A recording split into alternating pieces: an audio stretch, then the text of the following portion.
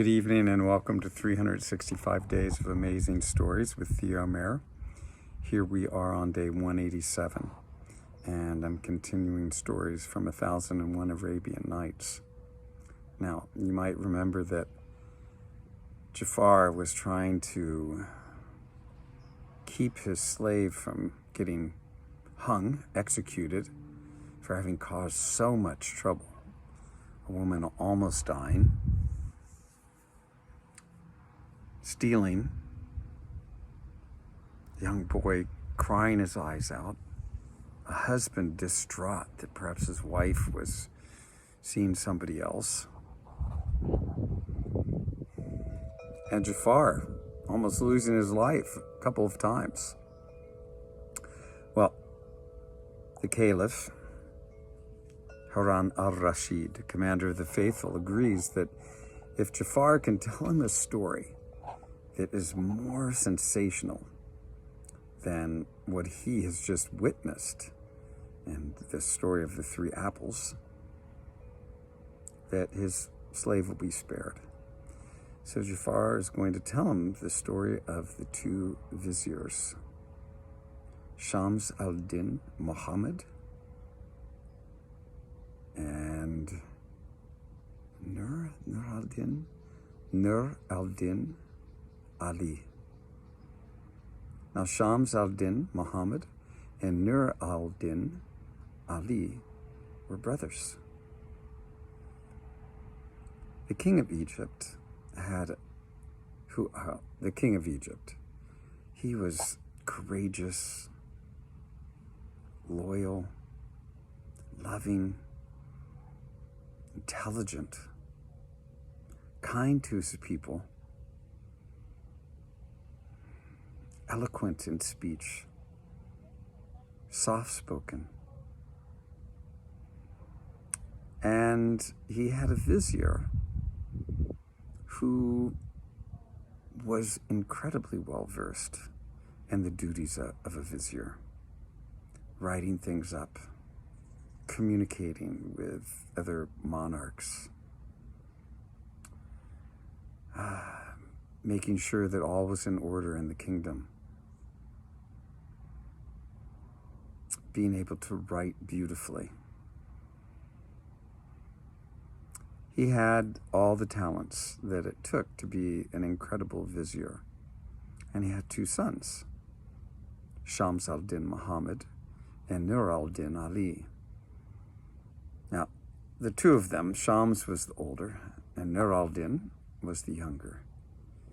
But it was quite clear that Nur al-Din outshone his older brother in beauty. Now, the two of them were like the two halves of the moon, or the sun and the moon, or two deer in their prime.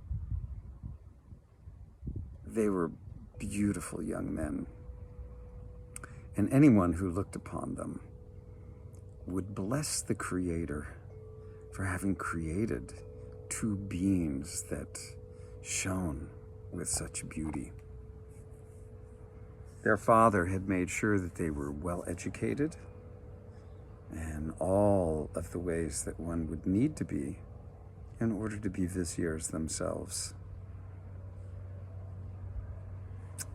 At a certain point, when the young men were in their 30s or so, their father died, the vizier.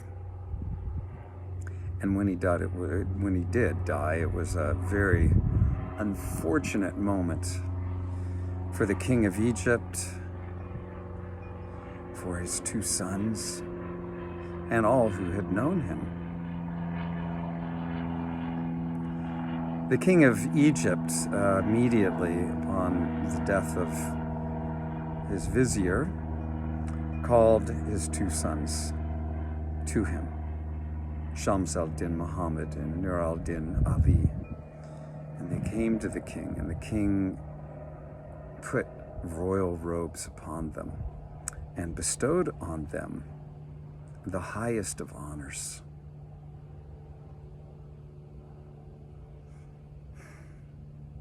he implanted them both as viziers. They would be joint viziers over Egypt and advise him in all of the things that he needed to be advised in.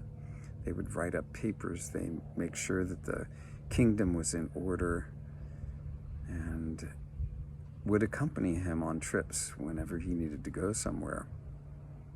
Now, during the couple of months of mourning after someone like the vizier dies, the two sons took up that task of mourning their father, and they would take 1 week on and then 1 week off.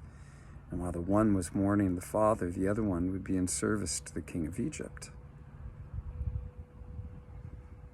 This went on until the mourning was over, and then they both served the king very, very wonderfully.